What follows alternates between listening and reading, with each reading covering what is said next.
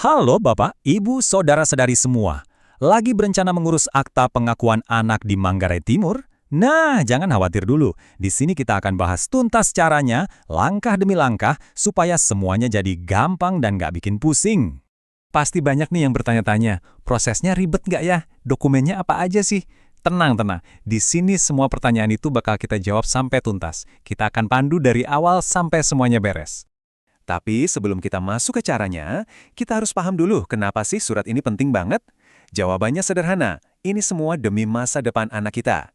Akta ini adalah pegangan hukum yang jelas, yang mengesahkan hubungan antara seorang ayah dan anaknya. Jadi, ini bukan sekedar kertas biasa loh. Ini adalah bukti sah yang diakui oleh negara. Artinya, nanti untuk urusan apapun, mau itu daftar sekolah, urusan warisan, atau apapun itu, anak kita punya dasar hukum yang kuat. Anggap aja ini seperti membangun pondasi yang kokoh untuk hidupnya nanti. Baik, sekarang kita langsung masuk ke prakteknya ya. Langkah pertama ini yang paling enak, karena bisa kita kerjakan dengan santai dari rumah. Kita kumpulkan dulu semua amunisinya, biar nanti pas berangkat nggak ada satupun yang ketinggalan. Coba lihat di layar, ada 4 berkas utama yang wajib kita siapkan dari rumah. Ada formulir, kartu keluarga ayah, akta kelahiran anak, dan surat pengakuan dari ayah. Tenang, kita akan bahas satu persatu, pelan-pelan saja. Oke, kita mulai dari yang paling pertama. Namanya formulir F1-01. Coba perhatikan baik-baik ya bentuknya di layar. Ini nih formulir kuncinya, semacam pintu gerbang untuk semua proses ini. Ngisinya gampang kok, serius. Kita tinggal salin data dari KTP atau kartu keluarga. Nama lengkap, NIK, alamat, semuanya harus sama persis. Kuncinya cuma satu, tulis dengan jujur dan jelas, jangan sampai ada yang salah ketik. Nah, ada beberapa tips kecil nih biar formulir kita diterima dengan mulus. Wajib ya pakai pulpen tinta hitam. Terus, usahakan jangan ada coretan atau bekas tipeks. Kalau sampai salah, lebih baik minta formulir yang baru saja. Dan yang paling penting, semua nama harus sama persis dengan yang ada di KTP.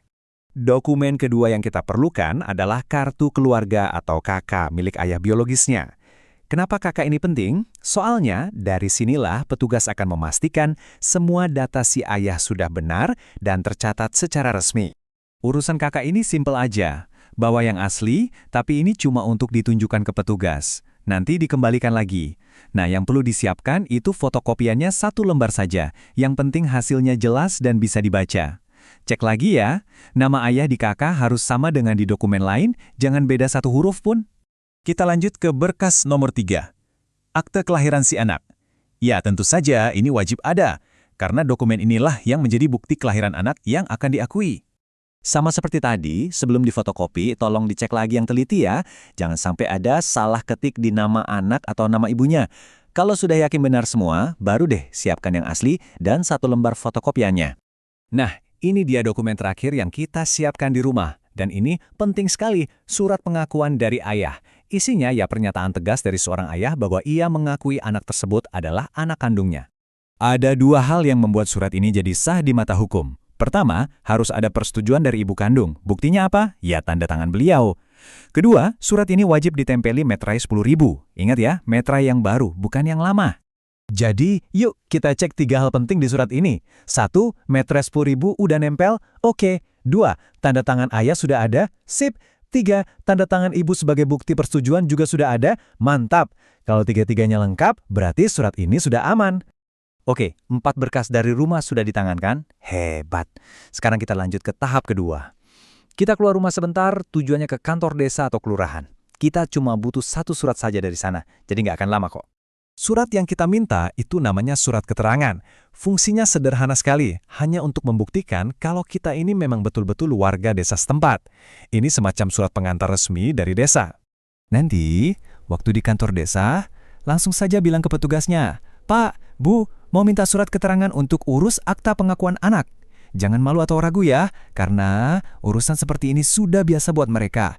Jadi pasti sudah paham apa yang harus disiapkan. Biasanya cepat kok prosesnya. Oke, kita hitung lagi ya. 4 berkas dari rumah, beres. 1 surat dari kantor desa, juga sudah beres. Jadi totalnya ada 5 dokumen. Nah, kalau semuanya sudah lengkap di tangan, kita siap berangkat ke perhentian terakhir. Tujuan akhir kita adalah Kantor Dinas Kependudukan dan Pencatatan Sipil Kabupaten Manggarai Timur. Atau biar gampang, kita sering sebutnya Kantor Dukcapil. Di sanalah semua berkas yang sudah kita kumpulkan dengan rapi ini akan diserahkan untuk diproses secara resmi. Eits, tunggu dulu. Sebelum benar-benar berangkat ke Dukcapil, ayo kita cek sekali lagi semuanya bareng-bareng. Ini penting banget, supaya kita nggak capek bolak-balik hanya gara-gara ada satu lembar kertas yang kelupaan. Coba deh lihat daftar di layar. Kita cek sama-sama ya. Formulir F1101? Ada. Fotokopi kakak ayah? Ada. Fotokopi akte lahir anak? Ada. Surat pengakuan yang pakai materai? Ada juga. Terakhir, surat keterangan dari desa? Ada.